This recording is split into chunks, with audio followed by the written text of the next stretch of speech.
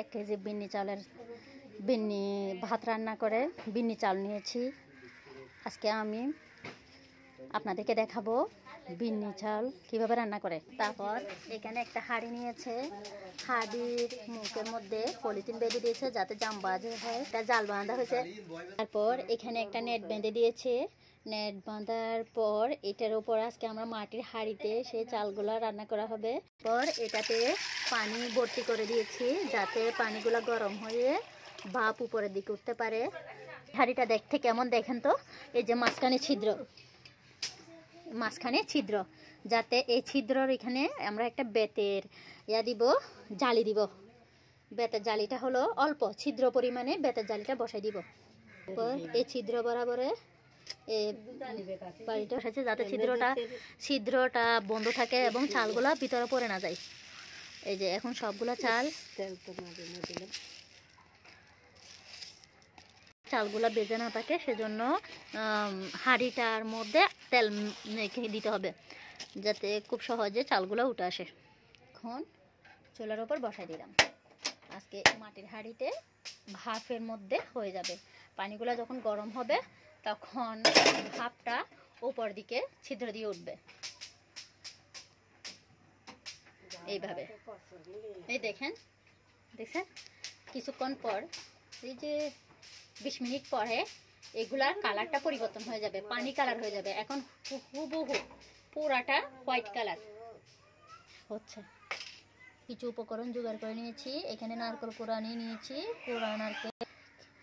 Cube করা নারকেল কোড়া নিয়েছে, আর কিছু তেজপাতা, একটা দারচিনি, খেজুরের মিঠা অর্থাৎ নলেন গুড়ের মিঠা নেওয়া হয়েছে। নলেন গুড় কি দিছে এখানে যে উপকরণগুলো আপনাদেরকে একটু আগে যে উপকরণগুলো দেখাইলাম সেগুলা আমার চাল ছিল 1 কেজি, আর রস দিছে 1 কেজি, 2টা দারচিনি দিছে, 2টা তেজপাতা দিছে, আর আপনাদেরকে উপকরণ দেখাইলাম কোরানো নারকেল গুলা দিছে। এরপর এখানে নলেন গুড় দেওয়া হয়েছে। তারপর এখানে সবগুলা দেওয়া হয়েছে। এখানে আমরা আঞ্চলিক ভাষায় বলি খাজুরি মিঠা, এখানে নলেন গুঁড়ো দেওয়া হয়েছে। এইগুলো তৈরি করা হয়েছে। দেখেন এখনো কালারটা চেঞ্জ আসে নাই, তবে নিচের গুলো একটু চেঞ্জ আসছে। এটা পুরাটা পানি কালার হয়ে যাবে, তারপর আমরা বুঝতে পারবো বিন্নি চালগুলা হয়ে আসছে, কালার হয়ে গেছে। পুরা বিন্নি চালের সাদা কালার যেটা ছিল হোয়াইট কালার, দুধের মতো সাদা, সে কালারটা চেঞ্জ হয়ে পানি কালার হয়ে গেছে। দেখেন আপনারা, তো এইরকম যখন কালার হয়ে যাবে তখন বুঝবেন চালগুলা হয়ে আসছে। এখন এটাকে পুনরায় আবার আমরা রান্না করব। এই যে এর আগে যে উপকরণগুলো রেডি করেছিলাম সেখানে দিয়ে দিব, এখানে দিয়ে দিব।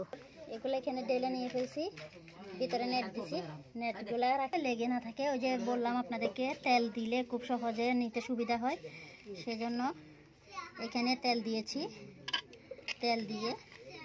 তেল দেওয়াতে আলগা হালকা হয়ে গেছে। যদি তেল না দিতাম এখানে আটালো হয়ে লেগে থাকতো, তাই নিতে খুব কষ্ট হইতো। এই যে আপনারা রান্না করার সময় এখানে ঘি বা তেল একটু মেখে দিবেন যাতে নিতে খুব সুবিধা হয়।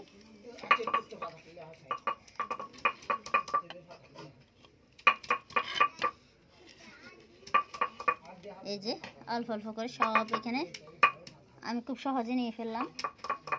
এখানে আটালোর মতো লেগে থাকে না আর। তবে আপনারা যদি তেল ভাগি না দেন তবে নিতে খুব কষ্ট হবে। এখানে আটা হয়ে থাকবে, কারণ এগুলো গলে গেছে, পানি কালার হয়ে গেছে সব। এই দেখেন এখানে যে আমার যে ব্যাটারিয়াটা দিয়েছিলাম সেজন্য ছিল ছিদ্র একটু বেশি ছিল, তাই আমি যাতে ভাতগুলা না পড়ে তাই এখানে একটা।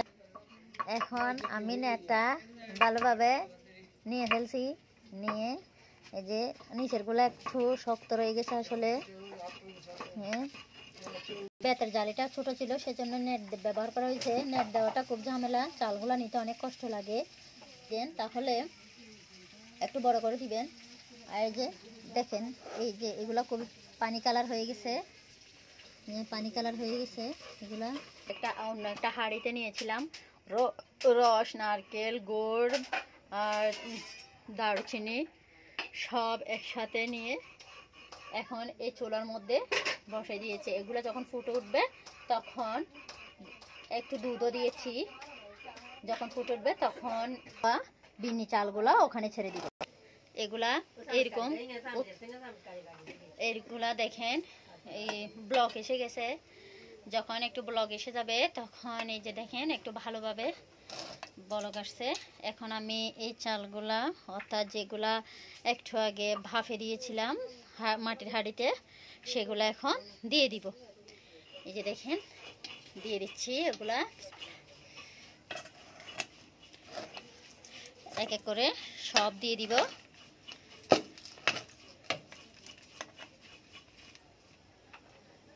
এক এক করে সব দিয়ে দিব। এখানে দিয়ে এখন নেড়ে দিব যাতে সবগুলো উপকরণের সাথে ভালোভাবে মিশে যায়।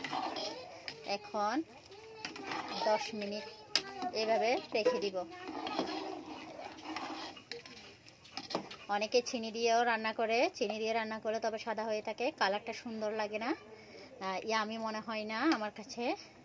তাই গুড় দিয়ে রান্না করলে অনেক সুন্দর লাগে। আপনাদেরকে দেখাবো আমি। কালারটা এসে গেছে, দেখেন খুব সুন্দর কালার হয়ে গেছে। এখন পরিবেশন করা।